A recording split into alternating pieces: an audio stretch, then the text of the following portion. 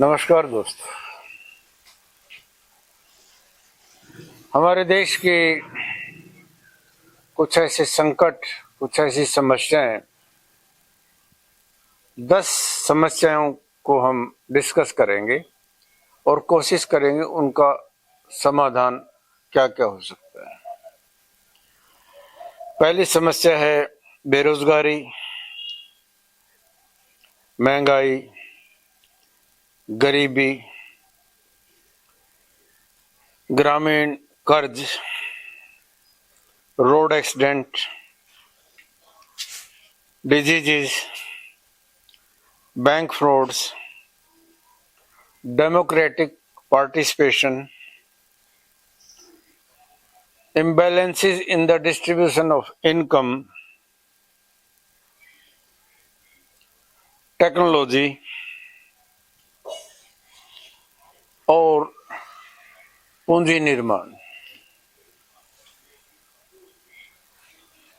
हम जिस्ट में, निचोड़ में इन समस्याओं के बारे में बात करें। पहली चीज जो नौजवानों को सबसे ज्यादा चुभती है वो बेरोजगारी है। बेरोजगार का मतलब ये होगा आदमी के हाथ हैं लेकिन काम नहीं है, तो कटे हुए हाथ हैं। जो 6-7% से लेकर 10% तक रोजगारी अगर बढ़ जाती है, इसका मतलब ये है कहीं ना कहीं कुछ गड़बड़ है। नौजवानों से मेरी यही इल्तिजा है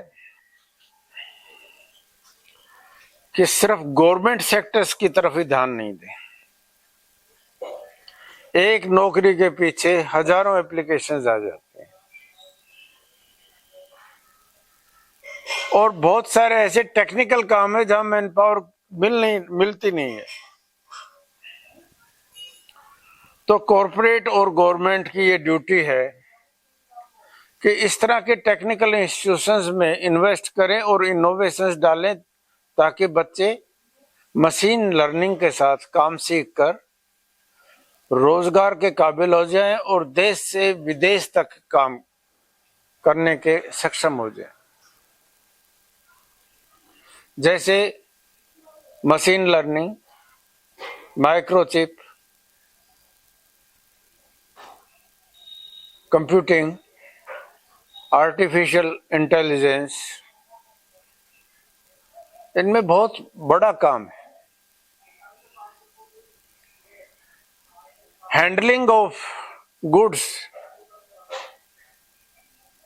में बड़ा काम है, प्रोसेसिंग में बहुत बड़ा काम है।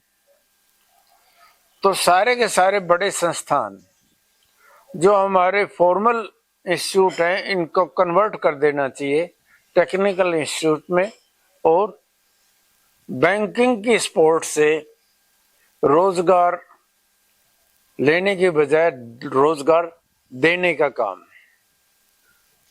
कि कंसेप्ट को विकसित करना चाहिए। दूसरा जो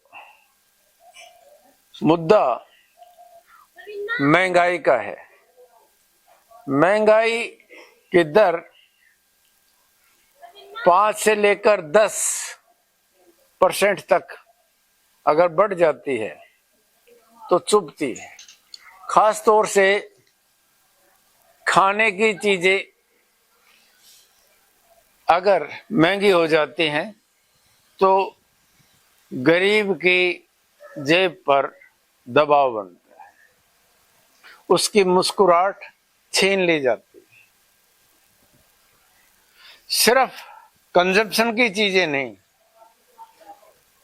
एजुकेशन और हेल्थ, ये भी स्टेट की ड्यूटी है कि बहुत चीपेस्ट रेट के ऊपर एजुकेशन, हेल्थ, ट्रांसपोर्ट, ये सुविधाएं मुहैया करवाए। इसके अलावा सिक्योरिटी, सुरक्षा और सुरक्षा का भाव भी। यहां मैं ऐड करना चाहूं, विदेशों के साथ तो जो कुछ है वो है, आंतरिक सुरक्षा का भी मुद्दा हो गया कास्ट और कम्युनिटी आमने सामने आ जाती है। हमको इन चीजों से परहेज करना चाहिए। हिंदुस्तान से बनी हुई गोली हिंदुस्तान में पैदा हुए आदमी को मारने के लिए इस्तेमाल नहीं होनी चाहिए।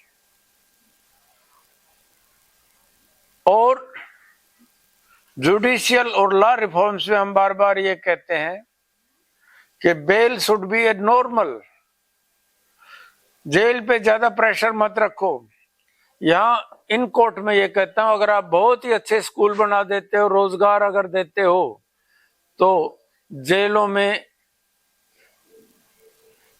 प्रेशर नहीं रहेगा। जेल का प्रेशर कम करना है तो आपको संस्थाओं में पैसा लगाना पड़ेगा। इसके अलावा उल्लेखनीय है कि हमारा बहुत बड़ा नौजवान रोड एक्सीडेंट में मारा जाता है। रोड डिजाइन ठीक नहीं है, व्हीकल्स प्रॉपर नहीं है, ड्राइविंग लाइसेंस की प्रक्रिया ठीक नहीं है, रेगुलेटरी बॉडीज भी काम नहीं करती हैं। 2% से 3% जीडीपी हमारी वेस्ट हो जाती है रोड एक्सीडेंट की वजह से। हमको वर्ल्ड स्टैंडर्ड्स की रोड कम्युनिकेशन डेवलप करनी चाहिए। बहुत बड़ी समस्या पिछले इस दशक में हो गई है बैंक फ्रॉड्स की। एनपीए 11 से 12 लाख रुपए, 11 से 12 लाख करोड़ रुपए हमारा नॉन परफॉर्मिंग एसेट्स में चला गया है। That is a waste of our resources. हमको रेगुलेटरी बॉडी इस तरह की करनी चाहिए। और ये जो बना दिए जाते हैं बिना रीढ़ की हड्डी के आदमी, डायरेक्टर और नॉमिनेटेड जो आदमी हैं, बचना चाहिए। देश के रिसोर्सेज को यूं वेस्ट नहीं करना चाहिए। डेमोक्रेटिक पार्टिसिपेशन में हम डेमोक्रेटिक इंस्टीट्यूशंस हैं, ऑटोनोमस इंस्टीट्यूशंस हैं, उनकी स्वायत्ता को बरकरार करना चाहिए।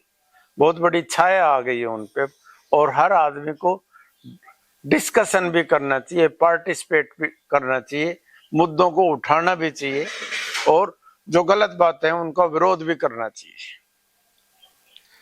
एक बड़ी समस्या देश में आ गई है वो inequality in the distribution of income. 20% लोगों के पास 80% पैसा है, उस 80% लोगों के हिस्से में 20% आता है। इतनी अनइक्वालिटी ठीक नहीं है।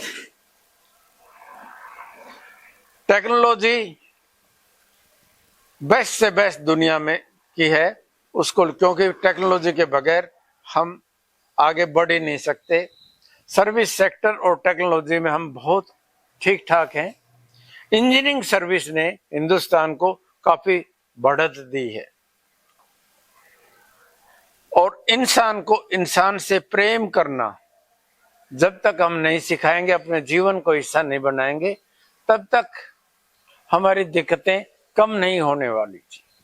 मैं नीरज की, गोपाल दास नीरज की वो लाइन बोलना चाहूंगा, अब तो मजहब कुछ ऐसा बनाया जाए, अब तो मजहब कुछ ऐसा बनाया जाए, इंसान को इंसान बनाया जाए, इंसान को इंसान बनाया जाए।